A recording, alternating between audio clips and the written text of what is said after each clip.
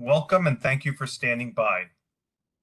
All participants are on a listen-only mode for the duration of today's webinar.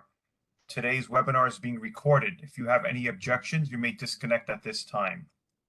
I would now like to turn the call over to your host, Kim Brown from the Census Bureau. Kim, you may begin. Thank you, Anthony. Good afternoon, everyone, and welcome to today's webinar, the American Community Survey, A Comprehensive Look. My name is Kim Brown, and I'm a training specialist here at the Census Bureau. I want to thank you for joining us today for the Back to Data Basics webinar series. The series was created by the Census Academy team here at the Census Bureau. You can register for any of the webinars at the Census Bureau's homepage. Just visit census.gov/academy. We think these webinars will be a valuable opportunity for you to learn from our experts about how to access and utilize a variety of Census Bureau data products, tools, and resources. Before I introduce today's speaker, let's go over a few important housekeeping rules. As mentioned earlier, this webinar is being recorded. For your convenience, it will be posted to our Census Academy site within 30 business days. We'll post all supplemental materials, including the PowerPoint slides. In terms of how to ask questions during the webinar, you can submit your written questions using the Q&A panel, which is at the bottom center or right side of your WebEx screen. Please take a moment to locate that now. Once you found the Q&A panel, make sure you choose All Panelists from the drop-down menu. This will ensure we see your question. Don't send your question to an individual panelist.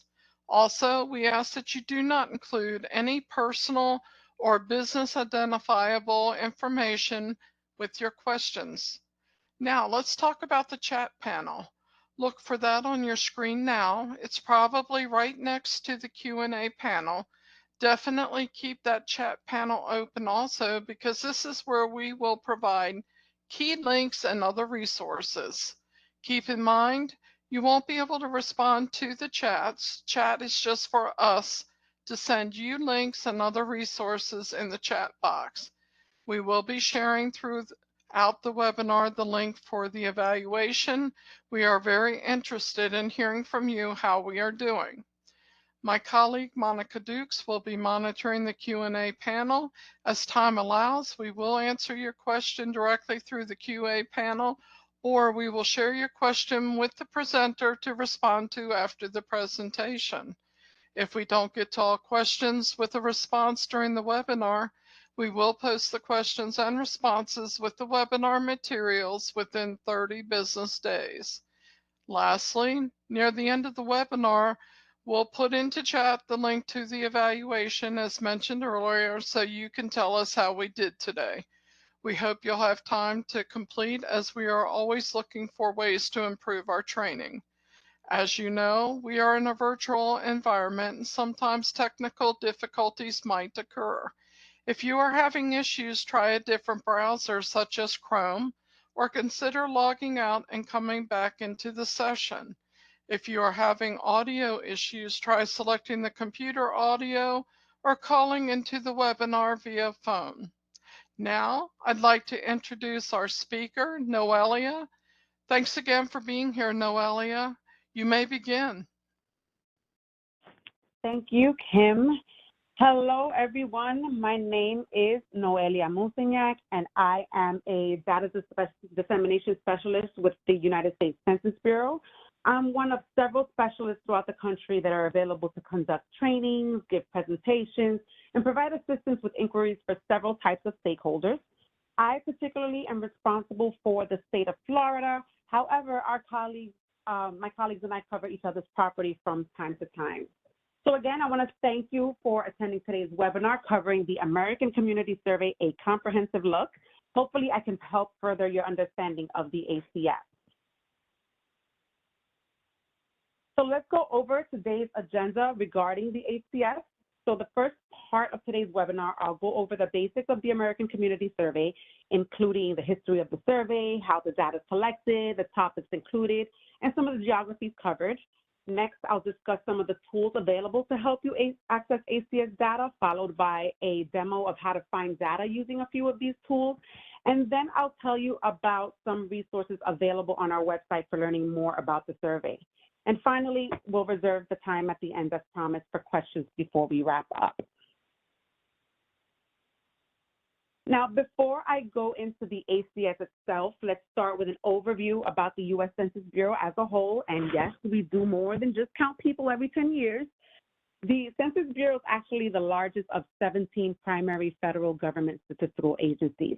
And during the decennial census, it's the second largest employer in the United States. Now, while we are best known for the decennial census, or the census of population and housing every 10 years, we also conduct more than 100 censuses and surveys of households and businesses across the nation each year. This includes the ACS and more than 30 other household surveys. We also conduct over 60 economic programs, with the economic census being the largest and most comprehensive. The Census Bureau's mission is to serve as the nation's leading provider of quality data about its people and economy. And really, our goal is to provide the best combination of timeliness, significance, quality, and cost for the data that we collect and the services that we provide. So let's move on to the basics and foundation of the survey. The ACS is on the leading edge of survey design, continuous improvement, and data quality. It's the nation's most current, reliable, and accessible data source for local stats on critical planning topics. The survey continuously samples roughly 3.5 million addresses each year to produce annual social, economic, housing, and demographic estimates. And you'll hear me repeating those characteristics often throughout the presentation today. So this data is used to distribute more than $675 billion of federal government spending each year. Our estimates cover more than 40 topics and support more than 300 known federal uses and countless non-federal uses. Some examples of some programs that use Census Bureau data to determine funding include the U.S. Department of Agriculture with their National School Lunch Program, the Department of Health and Human Services with their Medical Assistance Program and Head Start program, the Department of Housing and Urban Development with the Community Development Block Grant Programs and their Public Housing Capital Fund. And of course, obviously, the Department of Transportation for highway planning and construction, right? Now, there are 3 types of annual data releases. We have our 1-year and 5-year period data sets, as well as our 1-year supplemental estimates, and we'll talk more about that later. So in order to understand what the ACS is and why it exists, we need to discuss a bit of census history. The first census of the U.S. was conducted in 1790 and occurred every 10 years, with one form being used to collect data from all households until 1930. From 1940 to 2000, the decennial census included a short form used to collect data from all households and a long form that was used to collect data from a sample of households. Now, the long form approach worked well at first, but the data became less and less current as the decade progressed after each decennial census. So in the early 1990s, the demand for current nationally consistent data led policymakers to consider the possibility of collecting social, economic, and housing data continuously throughout the decade. Now, after a large-scale demo in 2000, the ACS was then fully realized in 2005, and then began collecting data for all of America's communities each year. There's also the Puerto Rico Community Survey, which is the equivalent of the ACS in Puerto Rico. As a result, in 2010 and moving forward, the decennial census is only the short form that we just saw 2 years ago, sent to all households, because now the ACS collects information each year that was once collected by the long form each decade. And since we're discussing the decennial, let's compare the ACS with the decennial census. The ACS estimates are based on a sample of the population, which ends up being over 3.5 million housing unit addresses each year, whereas the census is based on the official count of the entire population. However, the estimates from the ACS do differ from those that would be obtained in a census, and this can result in a bit of uncertainty in the data. So this is why we include a margin of error, or MOE, and we'll talk more about MOEs in depth a little later. What do we collect?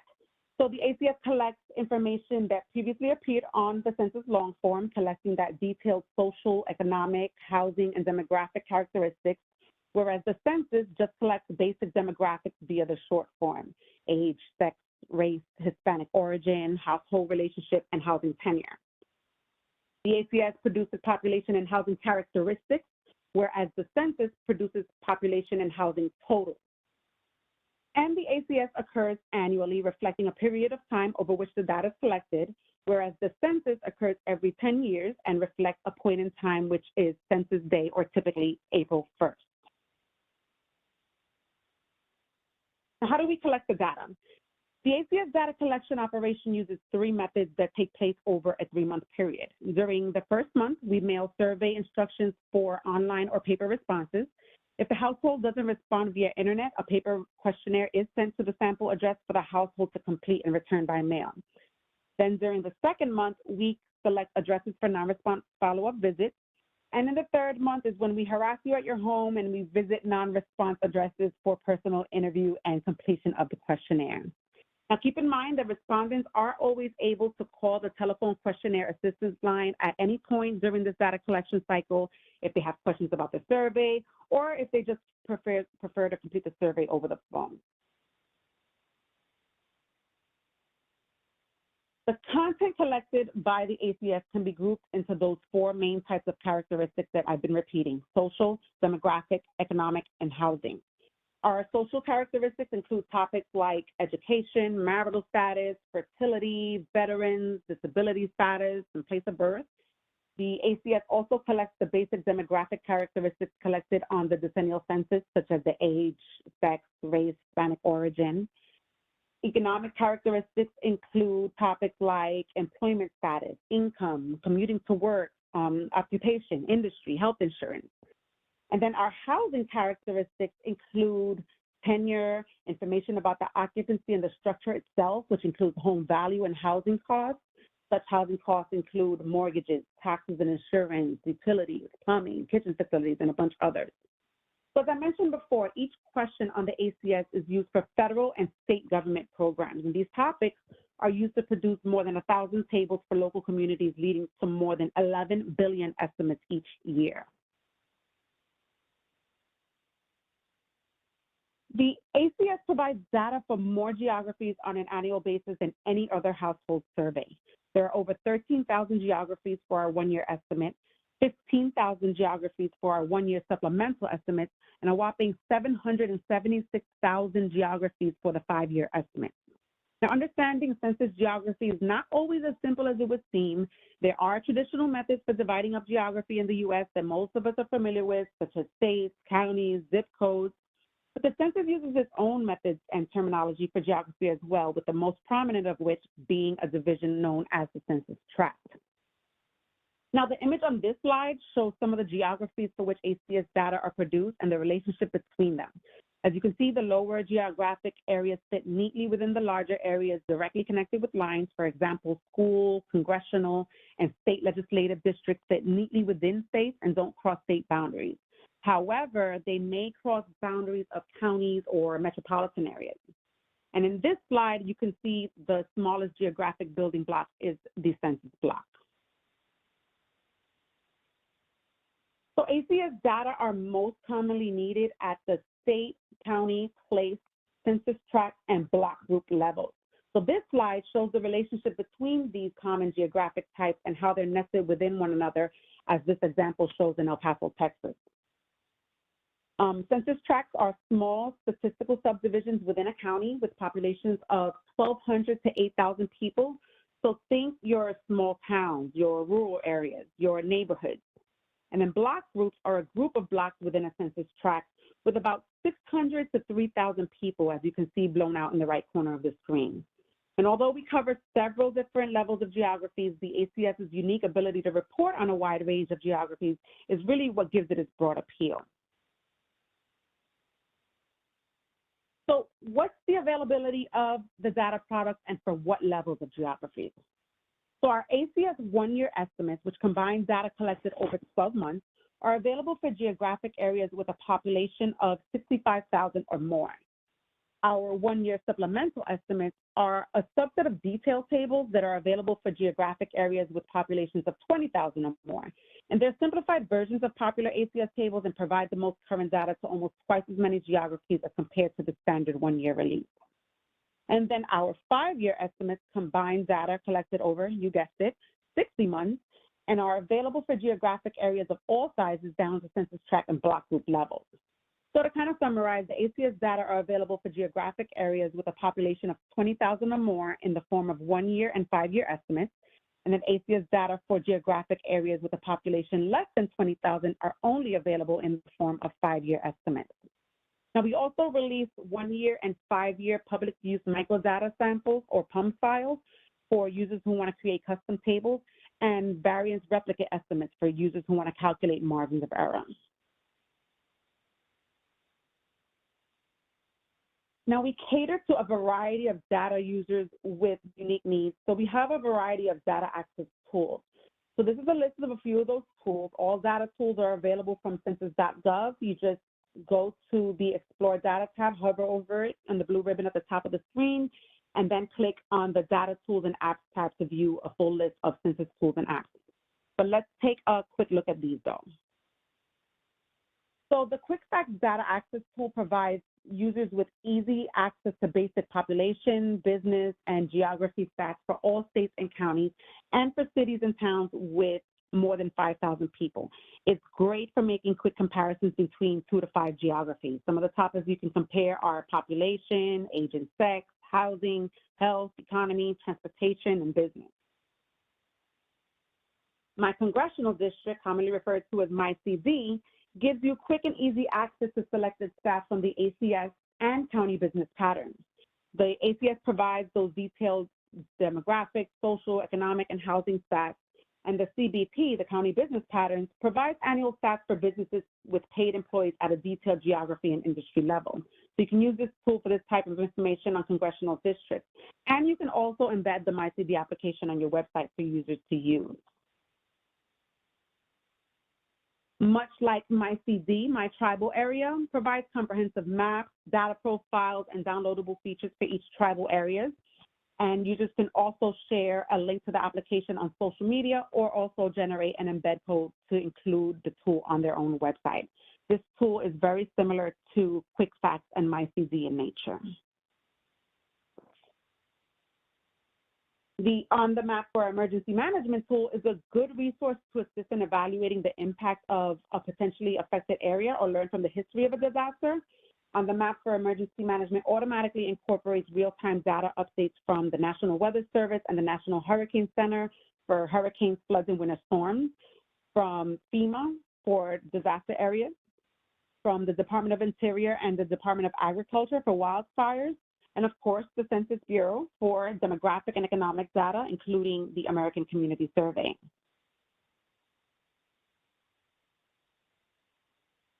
Census Business Builder. This was designed for users needing data such as potential customers, similar businesses, and consumer spending to help start or grow a business, or to better understand an area's business landscape. There are 2 editions of CBB. We have our Small Business Edition and a Regional Analyst Edition. The Small Business Edition is primarily for small business owners who need key data for their business plan or to better understand their potential market. And then our Regional Analyst Edition is primarily for chambers of commerce and regional planning staff who need a broad portrait of the people and businesses in their service area. Continuing on, our Tiger Line files are a digital database of geographic features such as roads, railroads, rivers, lakes, legal boundaries, census statistical boundaries, covering the entire United States. The database contains information about these features, such as their location in latitude and longitude, the name, the type of feature, address ranges for most streets, the geographic relationships to other features, and a bunch of other related information. This is a great resource for data users who want to map our data. And to assist in providing information on the go, the Census Bureau's API allows developers to design web and mobile apps to explore or learn more about America's changing population and economy, and it lets developers customize Census Bureau stats into web or mobile apps that provide users quick and easy access from an increasing pool of publicly available data sets.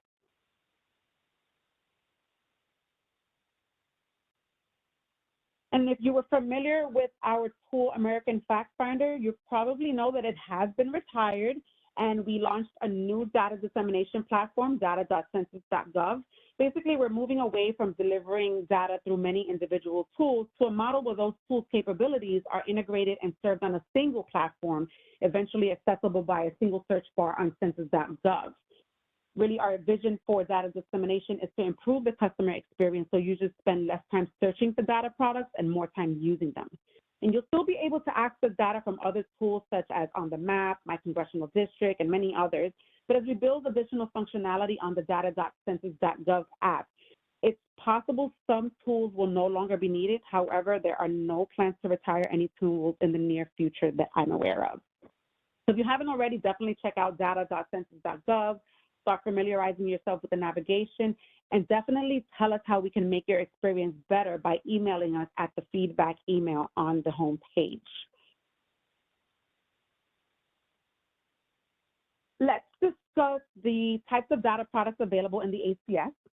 Broadly speaking, the data products are either profiles or tables. The letters in parentheses next to the profile and table types, as you can see on this slide and on the next, relate to the beginning of the table ID, and I'll explain the table IDs in a little bit. But let's start with the data profiles. So they offer a general look at a community's social, economic, housing, and demographic characteristics. They generally include many different variables, and the geography or population group that you select is the focus of the profile. Now, the ACS includes the following types of profiles. We have our data profiles, which provide broad social, economic, housing, and demographic profiles. We have our comparison profiles that offer comparisons of data profile estimates across ACS years, and selected profile population profiles. These profiles provide broad social, economic, and housing profiles for a large number of race, ethnic, ancestry, and country or region of birth groups. Now, tables are the other type of data product available in the ACS. Tables provide a precise or detailed view of a subject, and like data profiles, the subject matter is at the center of the table. The ACS includes the following types of tables. We have our detailed tables, providing access to the most detailed ACS data and cross-tabulations of ACS variables. Supplemental tables, which are simplified tables that provide ACS stats at a lower population threshold than the standard one-year data tables. Our subject tables, which are similar to data profiles but include more detailed ACS data classified by subject. Our ranking tables, which provide state rankings of estimates across 86 key variables.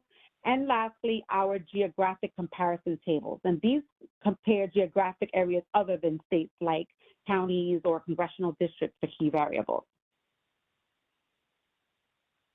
Let's talk about how we number these data products. Believe it or not, each table ID is purposefully numbered to describe its content and format. For example, by dissecting table ID B06004BPR, I can tell that the table contains place of birth statistics for the Black and African American population in Puerto Rico. So let's break that secret code down, right? Table IDs consist of up to 5 elements. Element 1 identifies the table type. So in this example, the table is a type of base table, which is a type of detail table, and this is why we use the letter B. Element 2 identifies the subject. In this case, the subject of the table is place of birth, or 06. Element 3 is the sequential number, or a set of 2 to 3 digits that uniquely identifies the table within a given subject. In this case, 004. Now, element 4 is the race iteration for the table. Each table is repeated for the 9 major race and Hispanic or Latino groups. The B in this table is for Black or African American alone. And then element 5 is where I can ID that the content of the table is for Puerto Rico. A comparable U.S. table will have the same first 4 elements minus the PR. Now, once you get to know these table IDs and you start learning how they work, you'll be able to speed up your searches faster. For example, you'll know that you'll be able to remove the PR to get information for just the United States, or add a PR to get information for Puerto Rico. You can change the race iteration, all by changing a letter or a number or two right in your search bar in your browser. And you don't have to research for the table that you were just viewing. So now it's time for some live demo action. I'm going to walk you through 3 examples using 3 different tools to find ACS data. In my first example, we'll use QuickFacts to find commuting times for a place, or what you might refer to as a city or town. Next, I'm going to use my congressional district to find income and earnings data for a congressional district. And for the last demo, I'm going to find the median housing value for all counties in a state using data.census.gov, our new dissemination platform. Let me switch out to my browser. Now, this is the census.gov homepage. Now, as I told you before, you can access all of our data tools by hovering over the Explore Data tab and clicking on Data Tools and Apps. For the first example, we're going to use QuickFacts to find commuting times for a place. So you can either use the way I just showed you to access QuickFacts. You can type in census.gov/QuickFacts in your browser, or you can use your favorite icon. Now, that's an option that I encourage you to use when you're using the different data tools on census.gov. It just makes it so much easier when you have a tool that you like already right up on the top. Plus, with something like QuickFacts, what's the purpose of it being quick if you can't get it quickly, right? All right, so in this example, we're going to go ahead and go to QuickFacts. I'm going to use my favorites bar. And this is the QuickFacts homepage. We're going to start by entering our geography. I'm going to select, let's do Miami-Dade. So you can see it starts populating, and I'm going to find the county of Miami-Dade. And I'm going to click on that. And then from the Select a Fact drop-down menu, I'm going to select the option for transportation. As I scroll down, I'll see transportation, and I'll select mean travel time to work in minutes. So now I can see that the mean travel time to work in minutes for workers aged 16 or older between the years 2016 and 2020 in the county of Miami-Dade is 32.5 minutes. It's right at the top, highlighted in light teal. Now, they also give you a column for the United States to compare. You can keep that there, or you can go ahead and remove that if you choose to. And when you scroll down, you'll be able to see all of the other information that QuickFacts has to offer. And you'll also come across the fact that you selected initially, highlighted in teal. So I'm going to scroll back up, and I'm going to click on the dashboard icon. I'm going to wait for this to load a little bit. Remember, as this is loading, I'll add my little caveat. Remember, there's a lot of data that we're accessing. There's so much information here. So sometimes it might take a little bit. Just be patient with the app. And as Kim mentioned earlier, if you're having problems within a particular browser, switch your browsers. I particularly work well with Google Chrome or Microsoft Edge, but whatever works for you is best. Just remember to either be patient with the data because it's a lot of data, or just switch up browsers.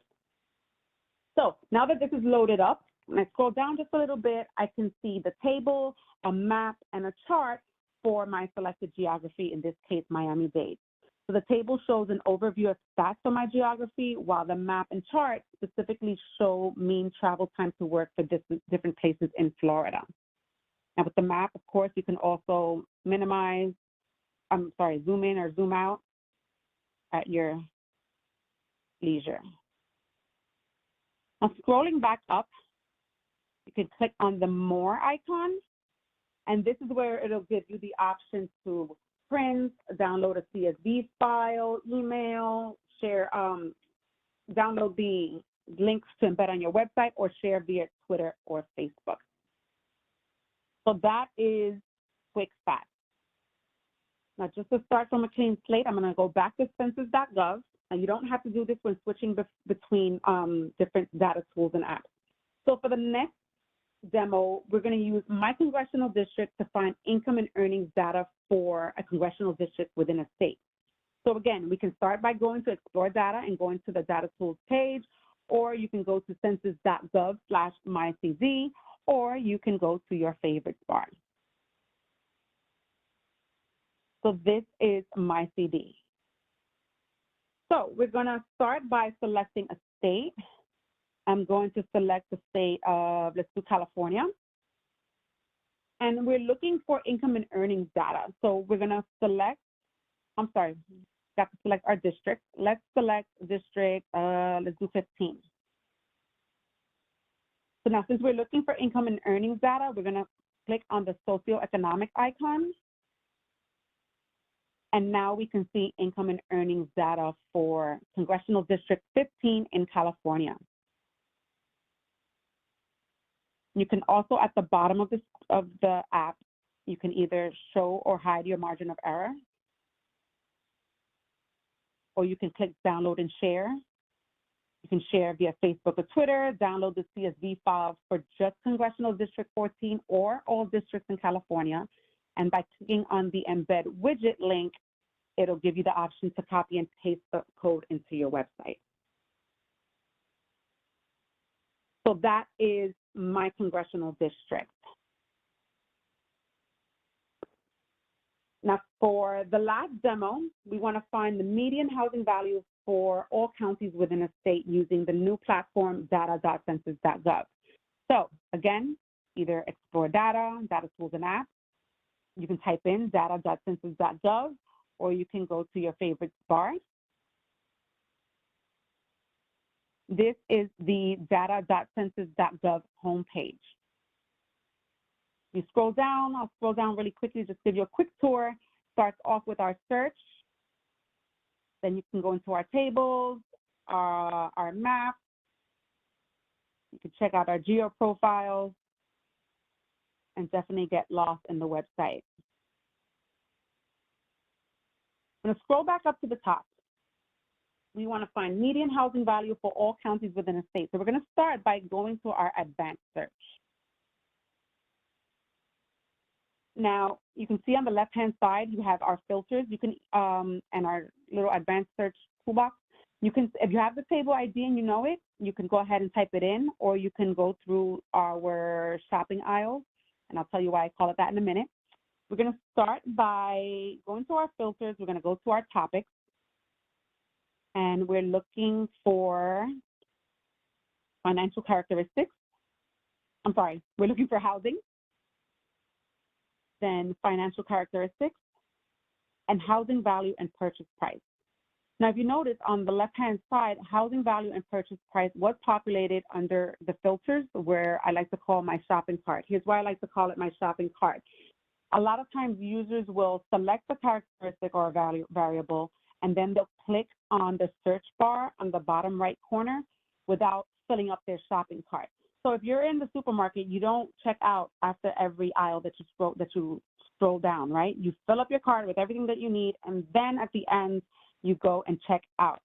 So now that I've traveled down my topics aisle, I'm going to go down my geography aisle. And I want the information in the form of counties. So I'm going to select counties. And then I'm going to select state. Let's do Louisiana. Now, when you scroll up to the top, it gives you the option to select all counties within Louisiana, or you can pick and choose the counties that you would like to select. For the purpose of this example, I'm going to select all counties within Louisiana. Now, I have everything that I need in my shopping basket, so I'm ready to check out, and I'm going to go ahead and click search. So it gives us our results. We have 91 tables, 91 maps, and 10,000 web pages. The table that we're looking for is called median value in dollars. So if you scroll down, you can look for it. If you don't happen to see it, you can go ahead and click on view all tables. But I know that the table that I'm looking for is right here, median value in dollars. So I'll click on that. And now on the right-hand side, I can see the median value in dollars for all counties within Louisiana as I scroll across. Now you can also manipulate the table further from this page. You can either transpose the table, which is probably an option that I would choose for this particular table, just so you can see it better. You can show or hide your margin of error. You can change your years, your geographies. You can download the CSV, the Excel, the zip files. And if you click on more tools, it'll give you the option to print or view as a map. And that is the demo. That was data.census.gov. So I'm going to go back to my slide deck. And now I'll take you through several resources that we have for learning more about the survey and the data tools available. So first we have the ACS main page, which is a great tool to start with if you have questions about the ACS. This page can be found by going to census.gov/ACS. The ACS website has a lot of info about the survey, data products, tools for data users, and a bunch of other helpful information. So you might want to know why we ask questions about a specific topic on the ACS.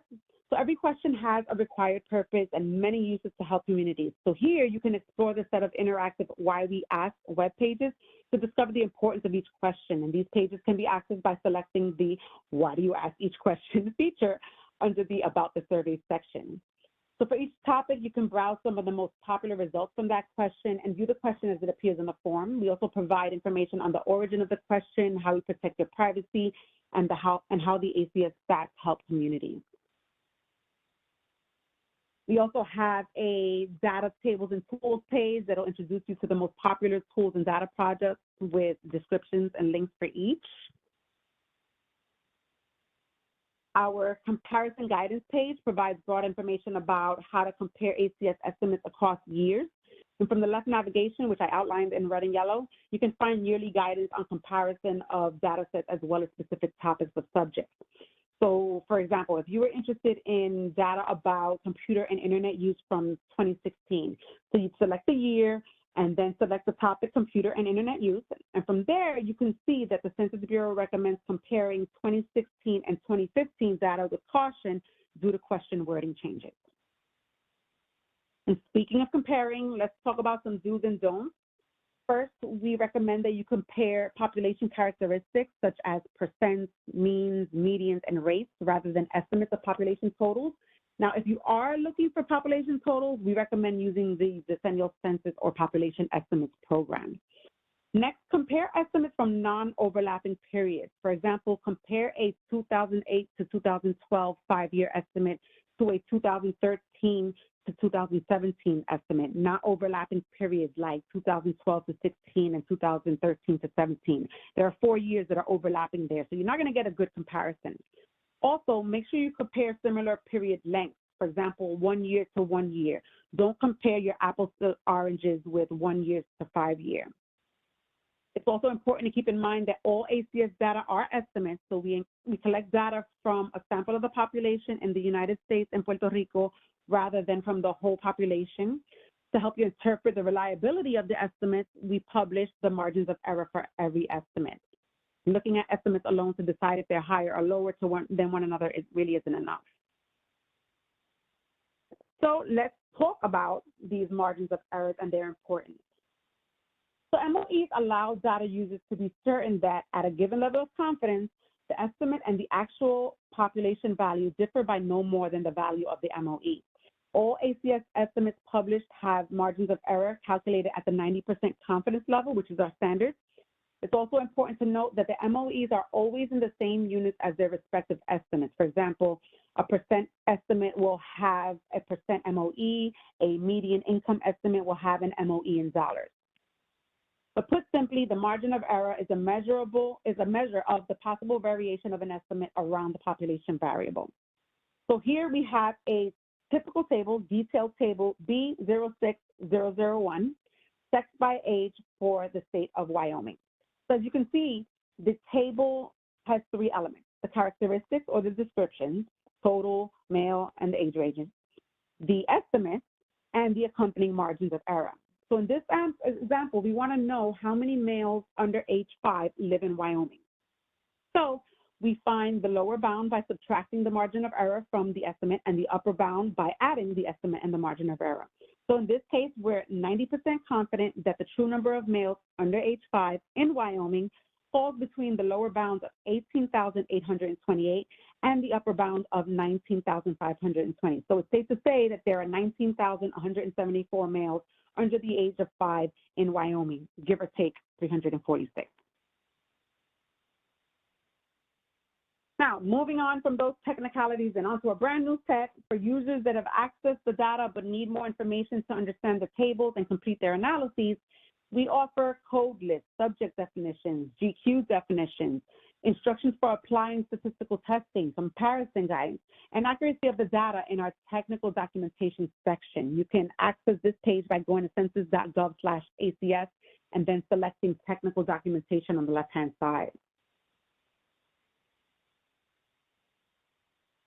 And finally, from the terms American Community Survey to zip code tabulation area, the Census Bureau Glossary is a great resource to learn more about the terms you see on our website. So while browsing the census data, if you're unfamiliar with a term and its meaning, you can go to the census.gov/glossary page and search for the term. I still use this tool. This is also one of those great tools to keep on your favorites bar.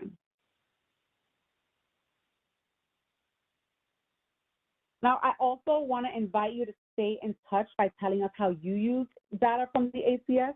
For example, have you or your organization used the ACS to make an important decision, to help your community, to expand your business? If you have, please visit the link at the bottom of this slide to share your story and to explore how data enthusiasts across the country are using ACS data in many different creative ways. Doing so provides further support for the importance of the data that we collect here at the Census Bureau, and it's also a great way to further promote our data. Also, I want to let you know about a group specifically for users of American Community Survey data. In partnership with the Census Bureau, the Population Reference Bureau maintains an ACS data users group. Now, the purpose of the group is to improve the understanding of the value of the ACS data and to promote information sharing among data users about key ACS data issues and apps. Membership in the group is free and is open to all interested ACS data users. So to facilitate communication among ACS data users, the PRB maintains an online community. It organizes webinars and special sessions at professional meetings. It holds ACS data users conferences. The last one that I was able to attend, the conference brought together more than 50 presentations by ACS data users. It invited sessions with Census Bureau staff. There were Census Bureau product demonstrations, informal meetups, and tons of opportunities for networking. However, the online community is the centerpiece of the project, and it provides a discussion site where people can share messages, materials, and announcements related to ACS data products and ACS data issues.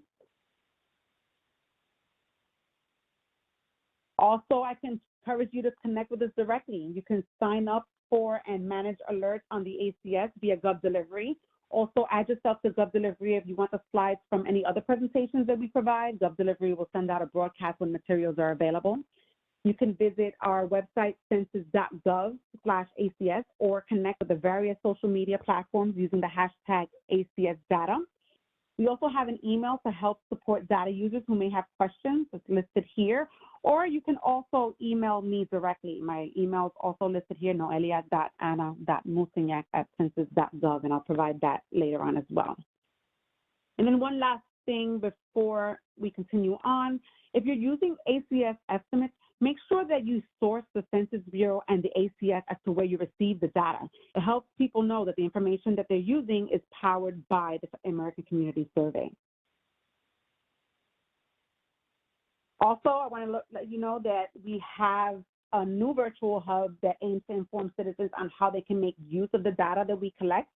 The Census Academy Hub features free digital content, particularly courses, webinars, and instructional videos that provide information about how individuals can access and use census data.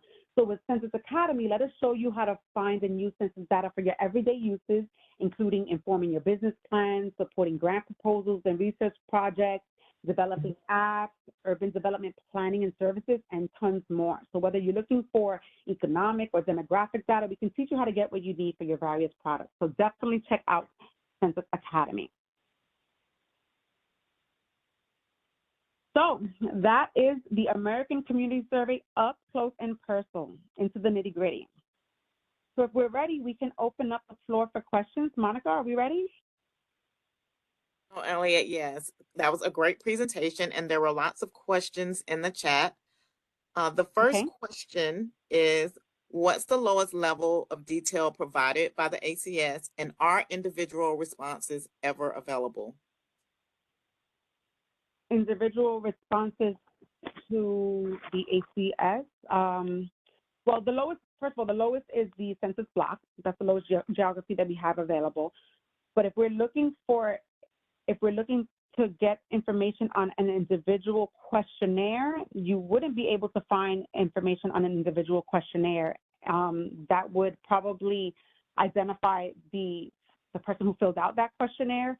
And since we're protecting privacy and data, anytime that we have information that would identify a certain group or a certain individual, a certain household, we can no longer use that data because now it's no longer private, right? So we can get as low as it doesn't identify specifically a certain group or household. That makes sense? Does that help? Yes, thank you for that response. The next Sure. question is, if I wanted to compare educational attainment rates by county within the state, where would I find that data? I would particularly, if you wanted the information quickly, you can use QuickFacts, but data.census.gov would be your best bet. Go ahead and go into that advanced search, go ahead into your topics, and then you can choose your geography, the years that you would like. And I would definitely suggest using data.census.gov to compare that information.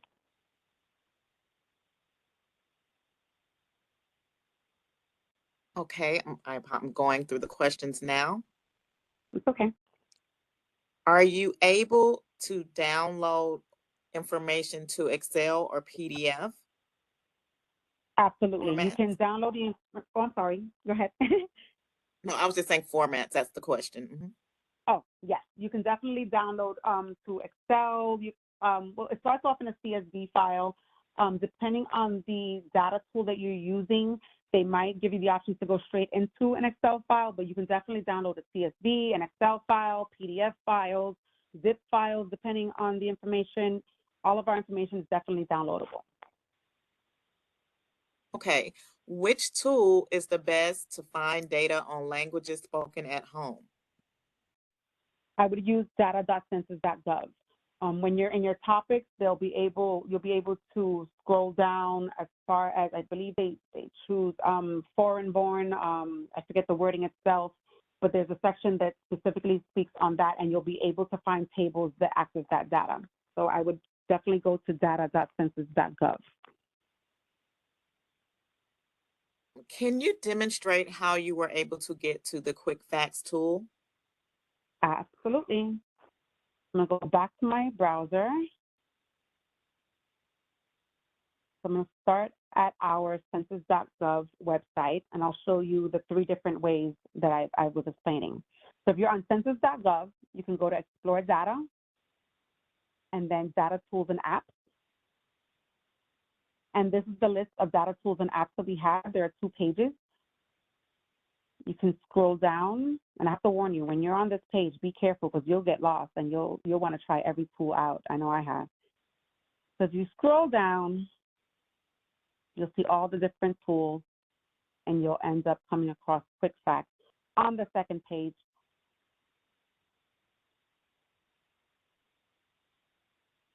And there it is, QuickFacts. So you can click on QuickFacts there, and that'll open up QuickFacts.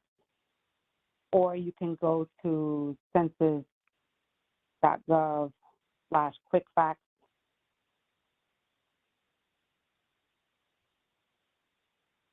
And then again, ends up at that website again. Or again, your favorite bar if you wanted to do that as well. And if you didn't know how to do that, depending on the browser you use, you can just click on this little star in the corner and add that. That help? It should, right? Yes, thank you. Sure. The next question is there a way to see what property addresses are included in a census block?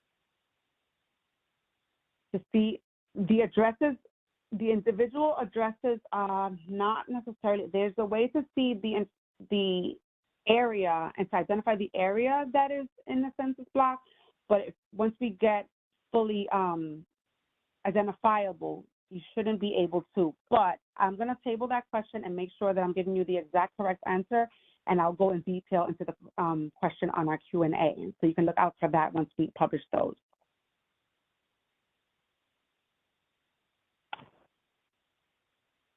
Okay, next question, when is the next release of ACS data? We release data every year. Typically around December, we'll be able to have new information. But on the ACS webpage, you'll be able to find specifics on the data releases of different data. Different tables come out at different times, but if you're interested in the schedule of releases, I believe I had one of the links when I was talking about the release schedule, but I'll also include that in the Q&A as well so that you can access that.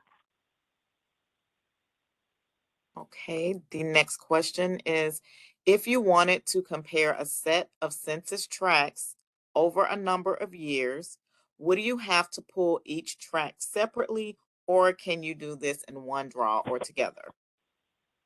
You can do them in one draw, kind of like, so if we wanted to, let me do that question in two parts. If we wanted to compare over years, you can, for example, choose a census tract and then choose the years that you would want to compare. You can download that data, or you can select all of the census tracts that you'd like and then display all of the information for each year for all of the census tracts, kind of similar to how I did with the counties, where I can either select all of the counties or select just the counties that I like. Okay, and the last question that I'm going to ask, there was a request to show, so let me get back to it. I've used the advanced search tool, but it doesn't give me a list or a table with the results. So what am I forgetting to do to see the data? Are you able to show a quick example of how to get to the tables that you were showing using data.census.gov, how you access the tables? Definitely. So the first way to access the table, obviously, is through through the home page. If you click on tables, it'll take you to a list of all the tables that we have. And that's what, 5,139 different results. And then some of the tables also, if you click on them, they have like different aspects of it, but we don't want to do that because you'll be there forever looking for tables. But if you click on advanced search, and if you're looking for, and I'm just going to select random things just to get an example. So I've got and you also have to make sure that your shopping cart is full with significant items. You might not get much, or you might get too much if you're too vague. So if we're choosing educational attainment, and let's say I want information by state, and let's say I just want to do all states. So when you click on search, you have to make sure you click on search. Here's where all the tables will be found. And if you scroll down, let me see, there's 159 tables for this particular search. If you scroll down, you can view all the tables, and it kind of opens it up. And you can go across. You also have the option to see more tables, more results at a time. So I would say if you're not seeing results of tables when you're doing the advanced search, let's make sure that you have all of your filters properly selected, and that you don't forget to check out with your cashier by clicking on that search bar. You can go back to all results, or you can go back to your search or back to your tables. Back to your filters, or remove the filters. And let's say these are the tables that we got.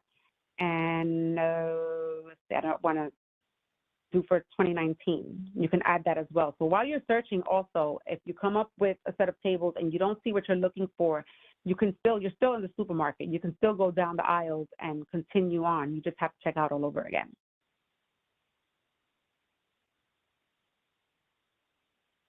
I hope that answers the question. Yes, thank you. And that concludes the question and answer portion. Thank you so much, Noelia. You're welcome. So that's pretty much all I have. So I just want to thank everyone for attending and having an interest about the important data that the Census Bureau collects. Remember that the slides and the information linked to this presentation will be available up to 30 days. If anyone can't wait for 30 days and wants a copy of the slides immediately, you can send me an email request and I'll send the slides out to you beforehand. But everything will be available on the Sense Academy website, and that's where you'll get everything that you need. You'll get the transcript, you'll get the slides and all things related. So that's all I like. That's all I got.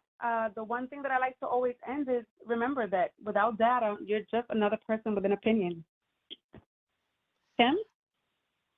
Thank you, Noelia. Thank you very much for an welcome. excellent presentation.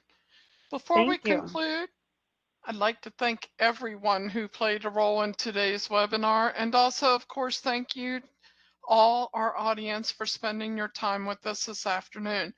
Please take a moment to fill out the evaluation by following the link provided in the chat.